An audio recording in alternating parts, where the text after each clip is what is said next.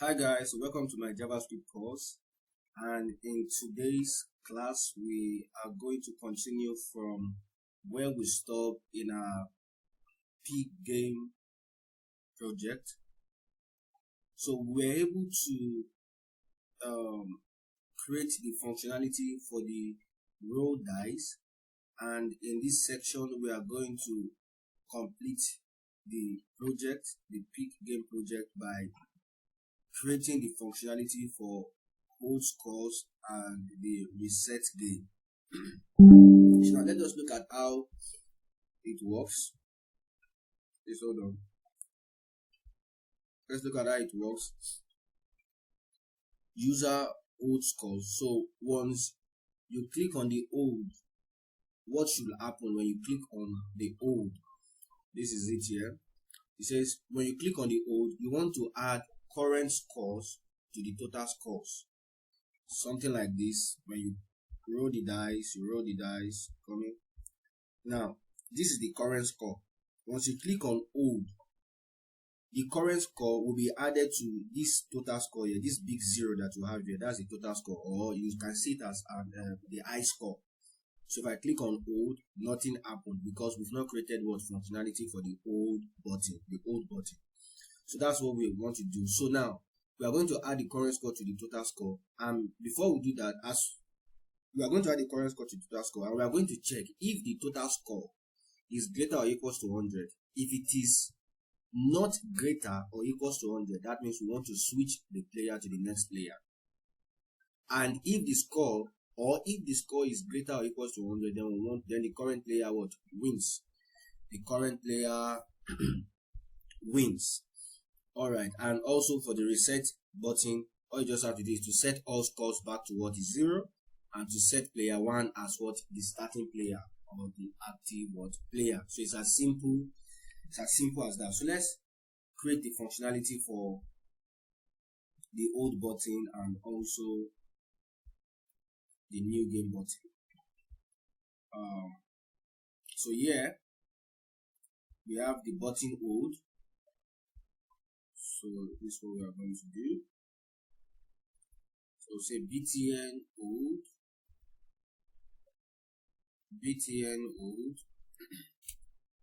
dot add event listener.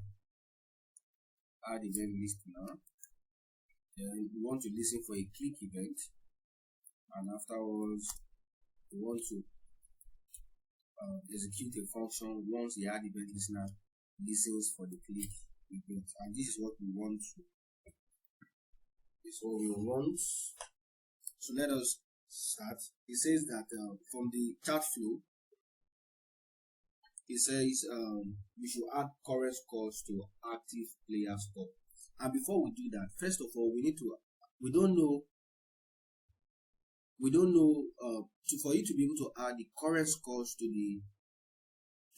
the I score of any of the players. You have to check which player is active, because we need to first of all initialize or create a local variable where we can be able to store all these I scores into.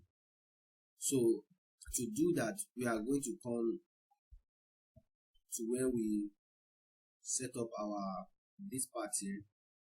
Then I'm going to do something. I'm going to say let score be equals to an array is 0 and what is 0. Now let me explain this to you. Now this score is actually an array where we are going to be storing the I score of each of the players. So apparently, an array is 0 based. So the player 1 will be the 0 index, and the player 2 will be what? The 1 indexed. Will be in position 1. The active player, the player 1 will be in the 0 position, while player 2 will be in position 1. So we have this number here in different position. So we are going to be storing the I scores into these scores here, into this array. So if the active player is player 1 and once we click on the old button, the scores will be what? Will be saved to this what? Scores that we have here.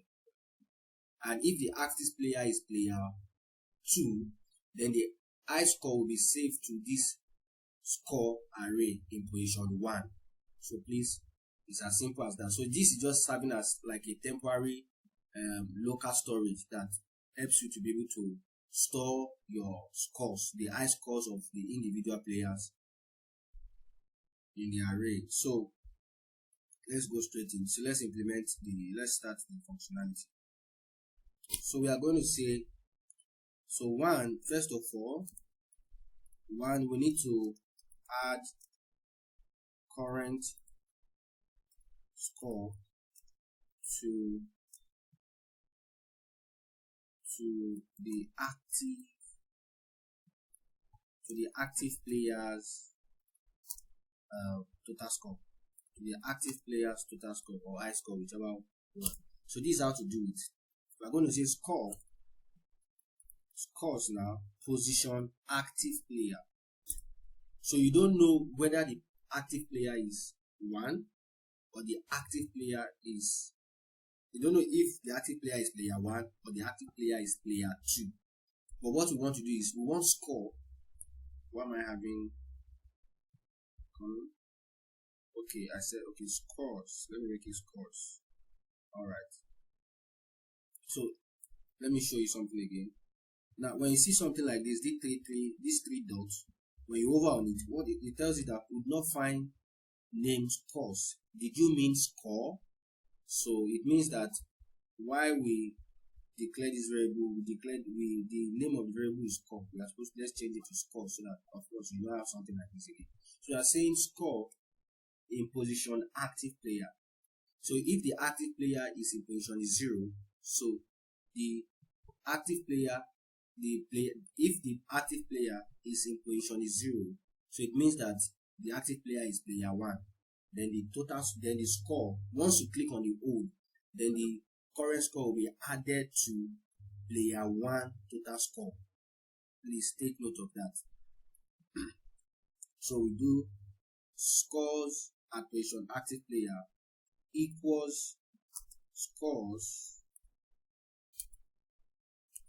then active player, then plus current score. You get it now?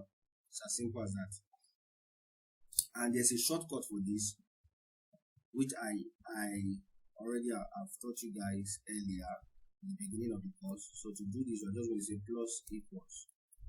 Do you get it now? It's as simple as that. Very simple. So the next thing we want to do is to be able to change the text content of this the text content of this to the score, to the total score of the active player. So what we are going to do is to select it, the score, and look at what we have here. We have score 0L, score 1L. So in order for us to dynamically select this in such a way, let's do it. So we are going to select this document dot get element by ID, then a backtick, then we say score dash dash. Then you don't know if it is score 0 or score 1. So it's all dependent on the active player, whether the active player is in position 0 or the active player is in position 1. So it's going to be dynamic. So this is what we are going to do. A dollars sign and this, then we say active player, then what again, dot text content equals to scores at position what active player. This is it. It's as simple as that. Scores at position what active player. So let me explain this again in case you don't understand. Now, the active player was as a result of switching player from player 1 to player 2. So we had to declare a variable and give it a value of what is 0. we declare a variable called active player, and we gave it a value of what is 0. Now, and this is what we did when we wanted to switch. We said in this case we say document.current current active player. So apparently coming, just hold on. Okay, let me explain this from the beginning, from this part here, from the button row, so that you'll be able to understand the button O. Now in this case, we want a situation whereby we can dynamically switch the player from player 1 to player 2. And for us to be able to do that, we have to initialize we have to create a variable and declare it with a value of what is 0. And the name of the variable is called the active player. So with this, we can dynamically switch the player from player 1 to player 2, from player 2 to player 1. So we selected document.querySelector, selected the current elements. So we now have to do it dynamically by saying current -- active player dot test content equals to current scores. Now this active player at the beginning has a value of what is 0. Do you get it now? It has a value of what is 0. So you are saying current scores -- is 0. That is what it means in this case, because the current score, when we selected the current score, can you see current scores -- what is 0. So say current score -- active player dot test content equals to current scores. So now when we want to switch the player, first of all, when we are switching the player, we need to first of all set the current scores of the active player to 0 while we are switching the player.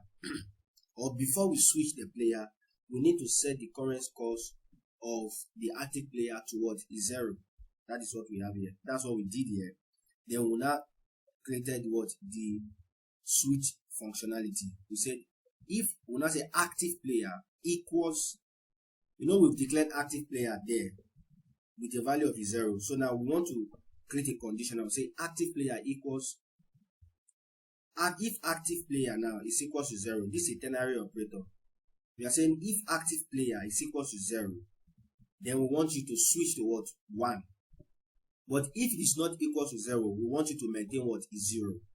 Then we'll now say player 0l.classList. We want to toggle what? The player active. Of course, you understand this part here. It's just the active player implementation that I'm explaining over and over again so you'll be able to understand. So now, active player, blah blah blah. Okay, if active player is equal to 0, then switch to what? 1. If it's not equal to 0, then let it be what is 0. So that is how the switch player implementation works. That is how it works. So once you click on the dice, or when you click on the button row and it rolls a dice, and if the dice is equals to 1, if the dice is different from 1, then what you have in this if block will be implemented. But once the dice number is equals to 1, then it will come to this else block. It will come to this else block and it will change the active player current scores to be 0, and the active player now will now be changed to what? 1.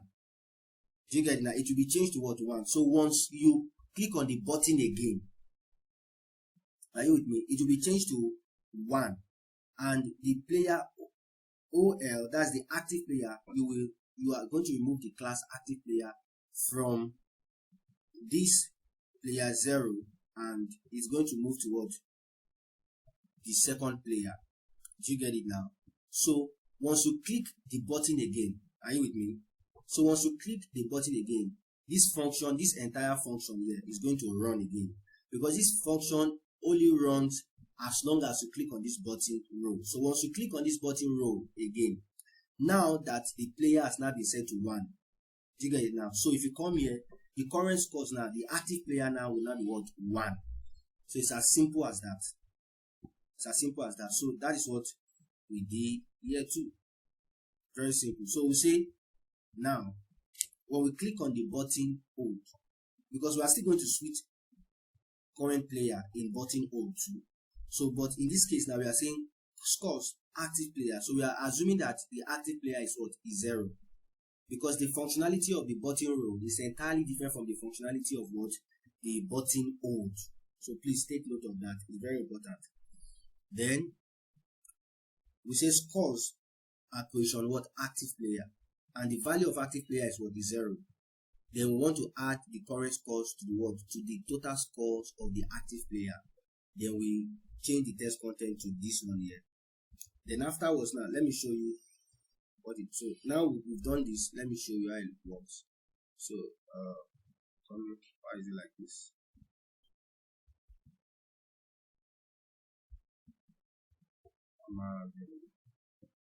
Please hold on. Document dot get number ID. Active player the text content equals to this. I'm just amazed why this is coming down. Let's see. So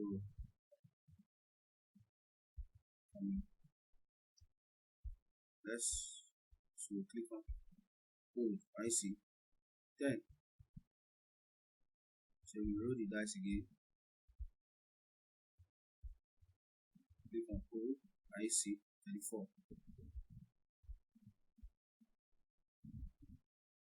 I see.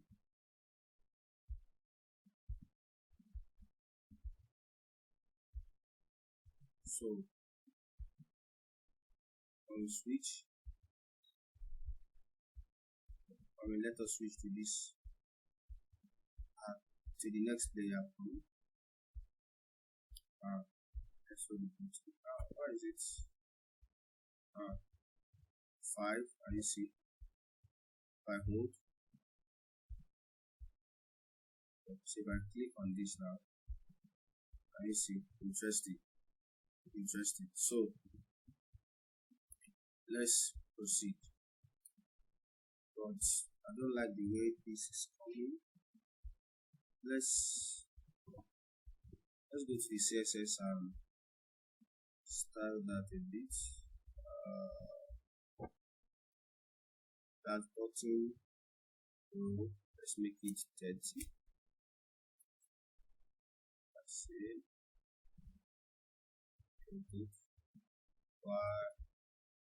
Button row, let's make it 30. 36. Good, better. So that's that. So the next thing I want us to look at is to check if the scores is greater than 100, because from the flowchart, after we have added the current scores to the total scores, we want to check if the scores is greater or equals to what? 100. So to do that, we're going to do, it's very simple. So that's 2. Check if player score or total score is greater or equals to 100. So to do that, we're going to say if scores at position active player. Do you get it now? At position active player, if it is greater or equals to 100. But let us test it with 20 first. Let's test it with 20 start. Let's test it with 20. If greater or equals to 20, then we'll say document. So if it's greater or equals to 20, then we want the winner class, the winner styling that we have here. Where is it? This part here, this winner styling. So we want it. So what we are going to do, we are going to say document dot what do you want now? Document.query selector, then at position player active. So I think we have it here. Let's see, player is a class select, it's a class thing. I'm going to do dot player. So we are going to dynamically select the position of the player. So I'm going to say active player, then dot. So we want to add the, say class list. We want to add the what do you call it now? We want to add the player class, the player winner class. Player winner. We want to add the player winner class, this one that we have here. We want to add the player winner class, this one that we have here. So we want to add it to it, which is quite simple. So we are going to add the player winner class that we already have styled here. So it's as simple as that. Then what we are going to do is we are also going to remove the active player, because we can't have two class, we can't have two styling in one. We can't have two styling in one. How am I going to put it, in one player, or in one player, because the player, we have a player active style. So if the active player wins, what we want to do is to remove the player active style and add it and add the player winner class. So, and that's what we've done here. So what we are going to do is to remove the player active class. So what I'm going to do, I'm just going to copy and paste here. So here I'm going to do remove. So remove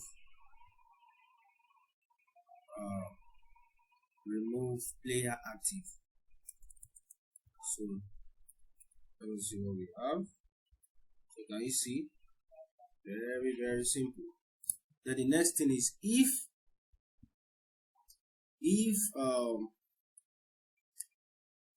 the scores of the active player is not greater than 0, then I want you to hold the. So now if the scores of the active player is not greater or equals to 20, then we want to switch the player. Do you get it now? So once we click on the hold button, we are going to check if the scores is great. If the total score is greater than 20, then we'll have this functionality, this code inside of this if. But if it's not greater than 20 and you press the hold button, then it's going to switch player.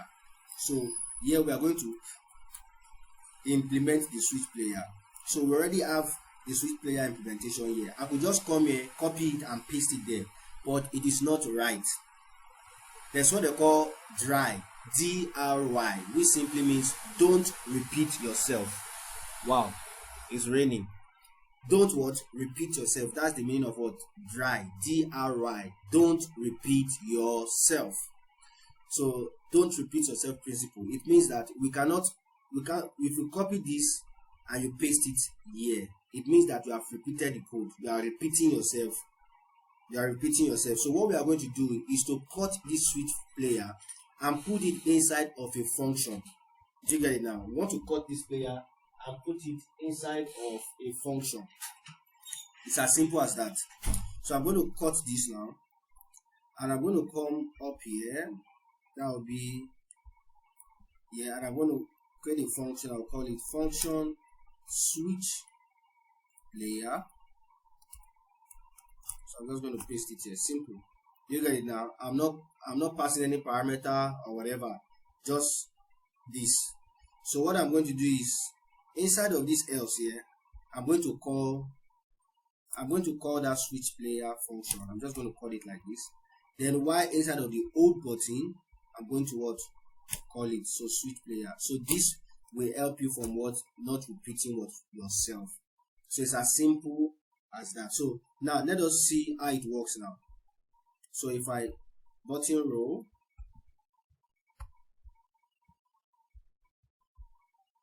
I hold, it will switch to this player.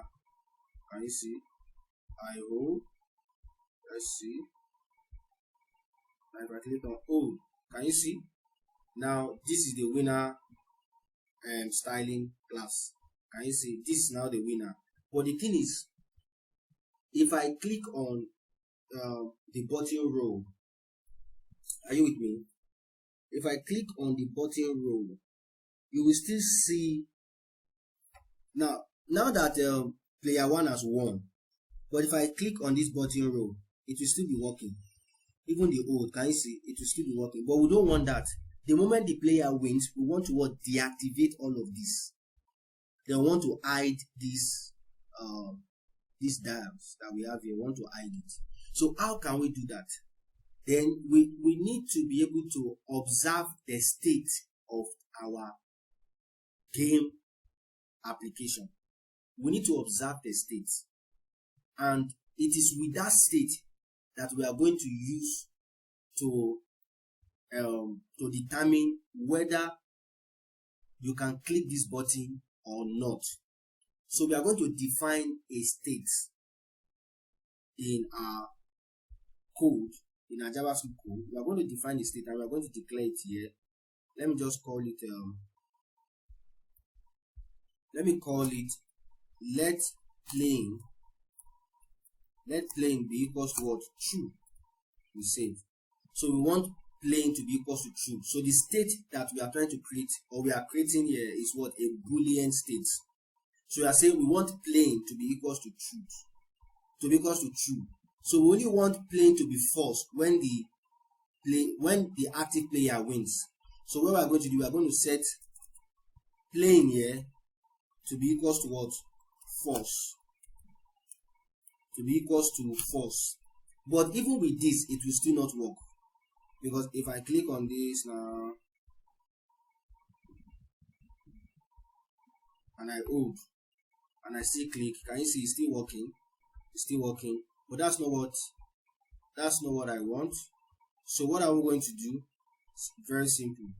Now that we've created the state, and the state is a Boolean value, which is true, then once the player wins, we want to set the Boolean value back to what? False. So this is what it means here.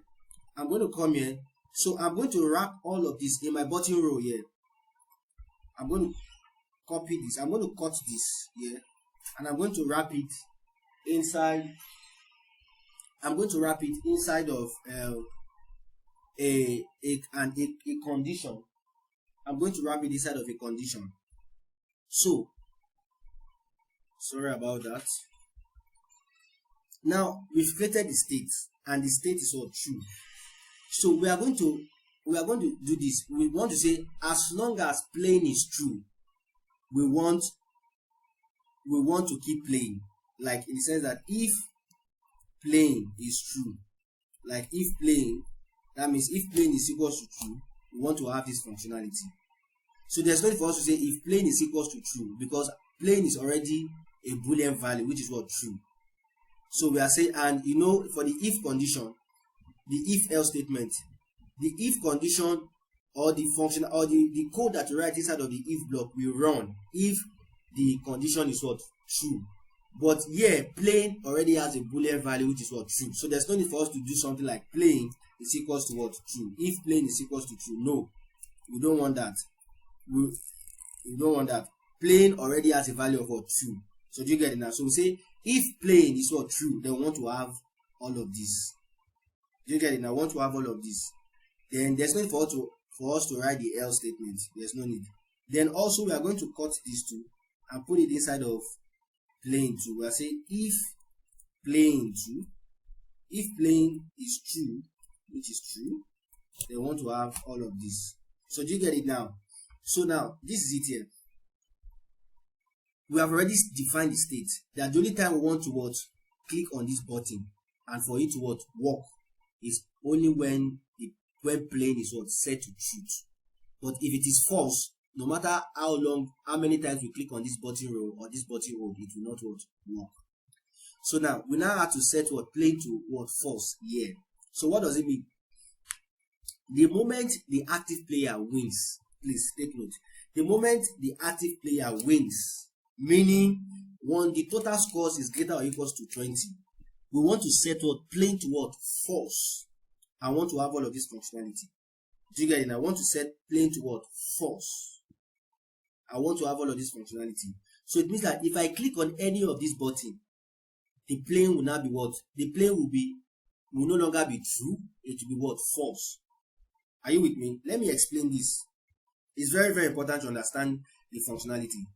Now, we said if the active player wins, the first thing we want to set is to set plain to what? False. Then we have all of this functionality, all of this other code that we have here. So now that we set the player to what? The plain to false, it means that this one here is no longer what? True anymore. Are you with me? It is no longer what?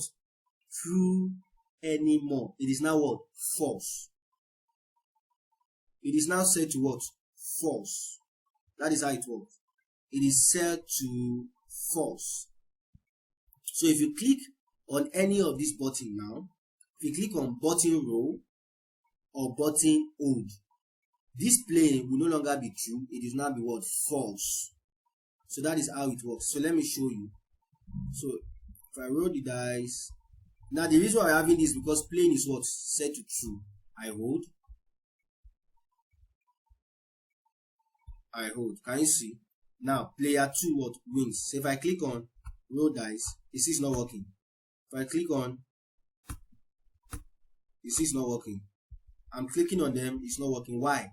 Because the moment the player wins or the active player wins, I set what? Plain to what? False immediately. So now false will now substitute for what? True. So once you click on any button again, if you click on the button row, the plain now will no longer be true. It will be what?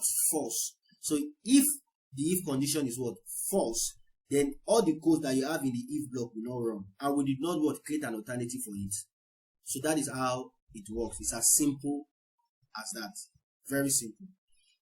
Very, very simple.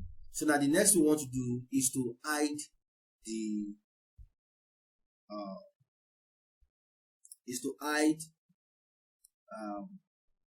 dice.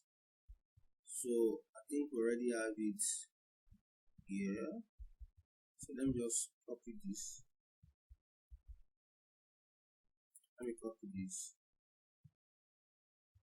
and do it here. So let's see it again.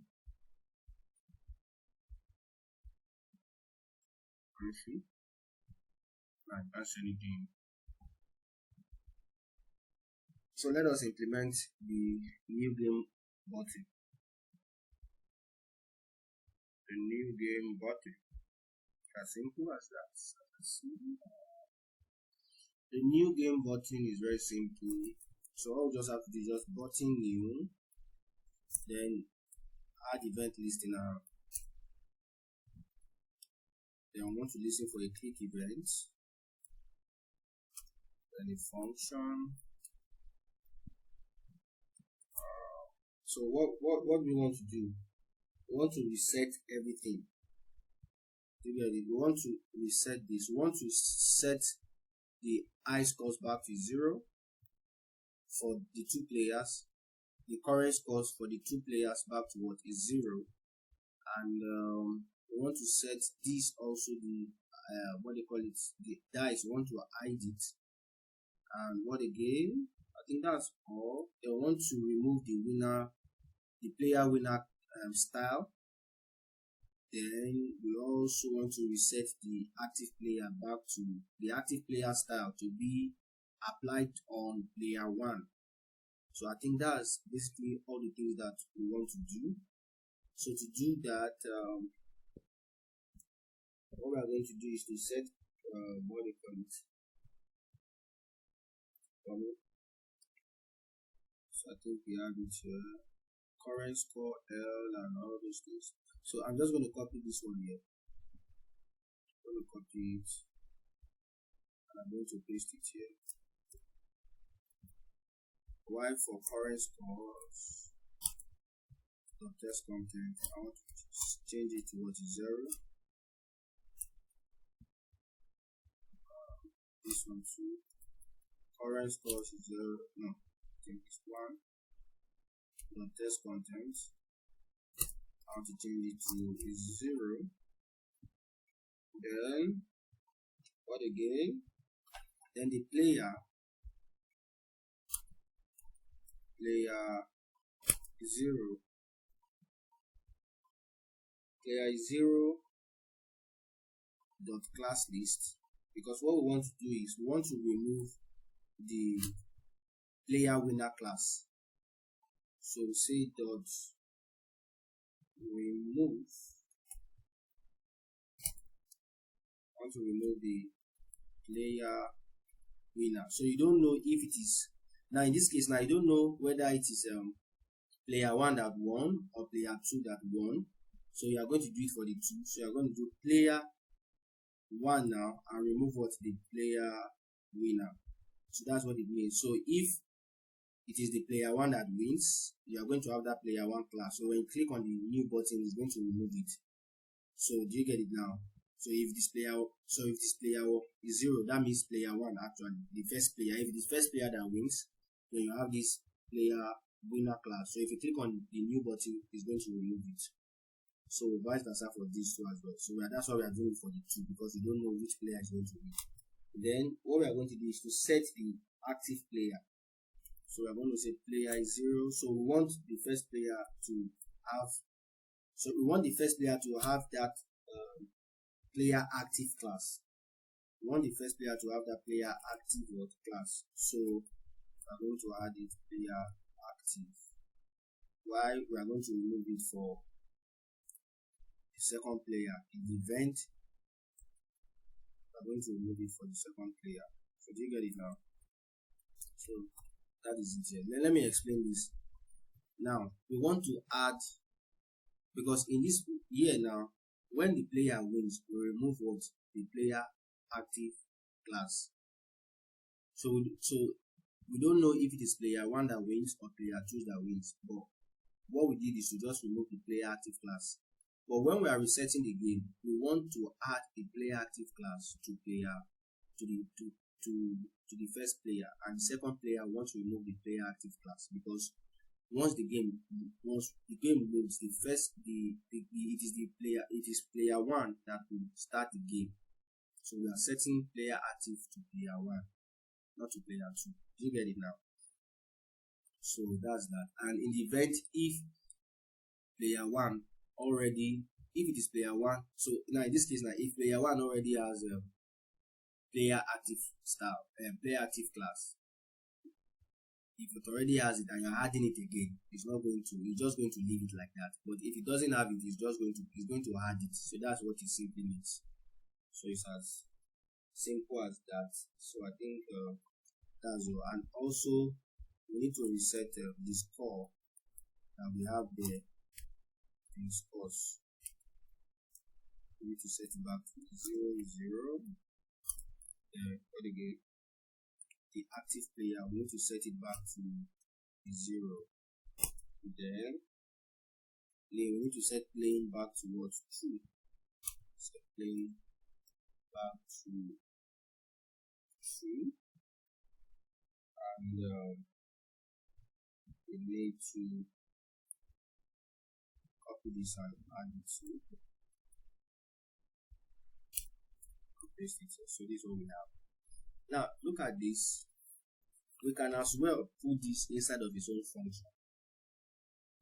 We can as well put this inside of its own function. We can just copy all of this and put it inside of its own function. And I'm going to show you that also. So whichever one you feel you like, you can work with it. Maybe you like this one, fine. If you prefer the other one I'm going to do now, because that one is kind of complex, you have to understand.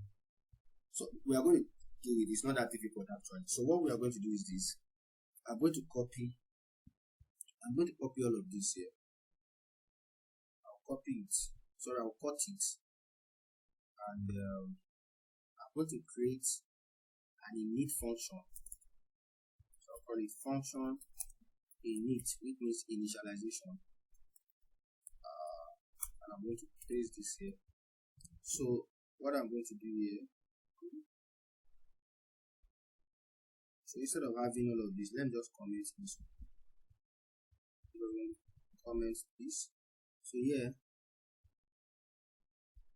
I'm going to do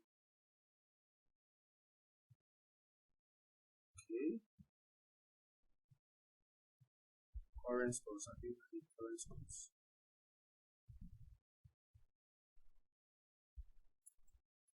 This current scores. Then active player. So I'm putting them in a separate function. So maybe let's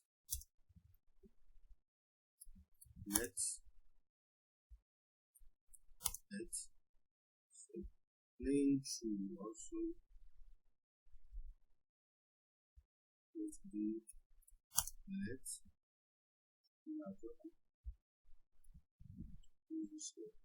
so if I save now, look at if I save this now and I come here, notice that nothing. Look at what we have here.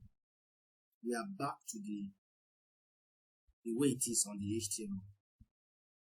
So in order for us to be able to reset it, because the thing is, now that we've created a different function for this, because this is called function initialization. So we have to call the function. So we have to call the function here. So say init, because before we pack everything and put it inside of this function, this is what we have initially. So it means that once the page loads, it's going to run this thing. But now we have commented it and we have everything inside of the function. So all this variable now is scoped to this function. It is what scoped to this function. This variable is a local variable, meaning that it is only accessible to it. So this variable is only in the environment of this function init. So it is function scope variable. It is scoped to this variable. Do you get it now? It is scoped to this variable. So you cannot access this variable outside of this function. So now for us to be able to do this, because we need to first of all call this function. So once we call the function, so once the page loads, this is going to run. So now we are back to what is 0, 0, 0. But the thing is, if I click on this, it's not working. If I click on O, it's not working. Why is it not working? Let us analyze this. Let us see. Now can you see that playing is not what defined? Why is playing is not defined? The reason why playing is not defined is what I explained earlier on, that all of this function, all of this variable that we have declared in this function, it is only scoped to this function. It is only accessible to this function. That means you cannot use it anywhere else. And look at current scores, we use it in bottom row. We use active player, everything in this part here. So what we are going to do is this. In order for us to be able to make these variables global, meaning in order for us to be able to make it global, meaning for other functions to be able to use this variable, we have to declare it outside. And we have to declare it like, just declare the variable like current scores,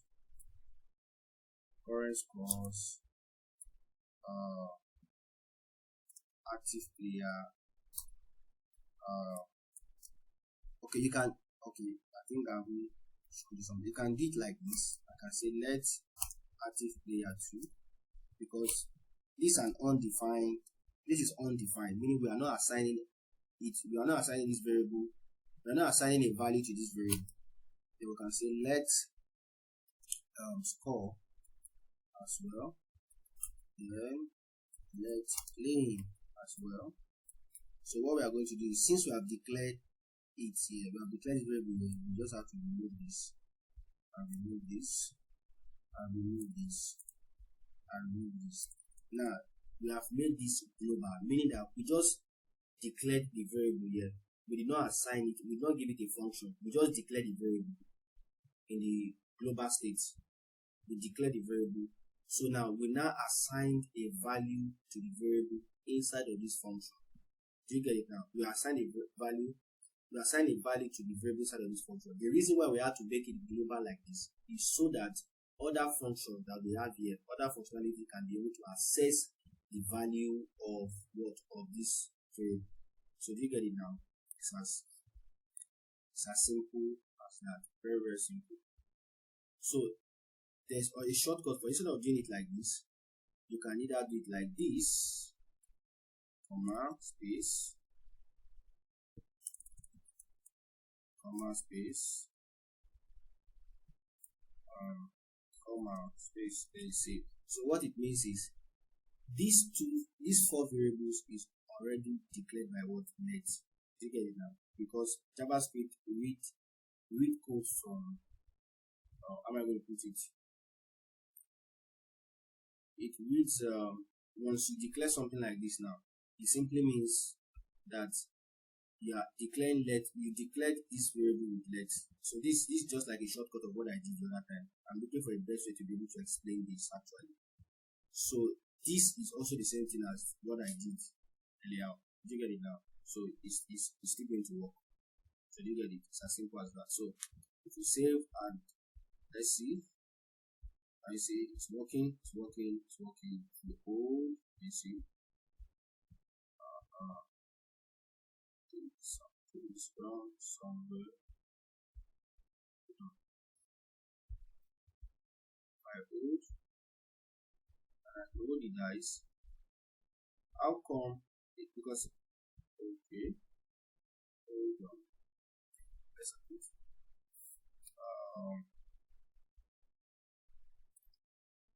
what could be the problem?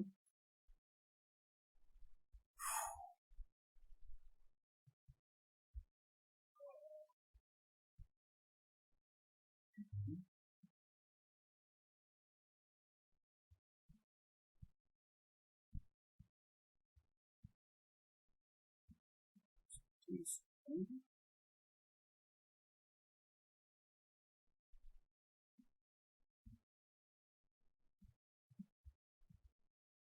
It should be in this place. Let's see.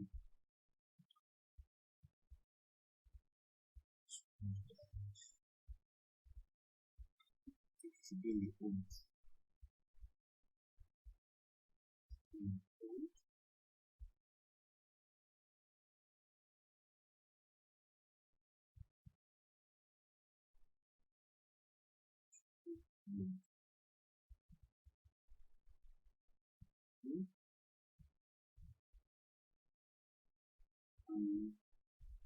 If something is wrong, I'm supposed to add here this one too. This switch here. So let's see if it's going to work. Alright, good. Right, good, fantastic. So it's working perfect. It's working perfect. So that's all about this. So now for the new game, what I'm going to do is instead of I'm just going to do this init like this. You get it now? I'm going to do init like this. So let me explain this. So we created the initialization function where we have to reset everything. We have our resets for variables and all those things here. So now, so at the beginning of the game, we want to have everything like this. So we have to set what? We have to call it after we created this function. We call it right after we created the function, so we can have everything resetted or in reset. Then afterwards, when we click on new game or new game button, we click on new game button, we want to also run the init function. Now notice that I did call it like this. It is wrong. Now this is because add event, we are not calling it manually. It is add event listener that is going to call this function. So add event listener is a high order function, while init is like it's a callback function. So it is the add event listener that is going to call this. Because we have already created the function here, so there's no need for us to now, because we already used the normal way of calling function, which is init then the parentheses. But in this case, we are just going to do it like this. We are going to just write it as a variable. So you get it now. So it is the add event listener that is going to call this init, not we. We're not going to call it ourselves. It is the add event listener that is going to call it. So at every time we click on button new, this will be called. So this is how to write it. So we are going to look at advanced aspect of function, the I order function, and the cover function. Now we're going to look at other things too as well. So we have come to the end of the Pick Game project, and I hope you understand the project. I hope you understand everything that we have done so far. So in our next project, we are going to be looking at a lot of things. We are going to be looking at image slider, tab components, accordion, filtering product. We are going to look at that, and I'm also going to look at form validation. Then all these mini projects that I've just mentioned, we are going to create a website that is going to contain all of these projects that I just mentioned. So I'm going to create a website that is going to have filtering project, a filtering functionality, a form validation, an image slider, and accordion. Together, it's going to have all of these functionality. So please, I want you to go over all of these again. So after we are done with the mini project and the website, that's going to cover, or that's going to take all of the functionality and the mini project I've mentioned.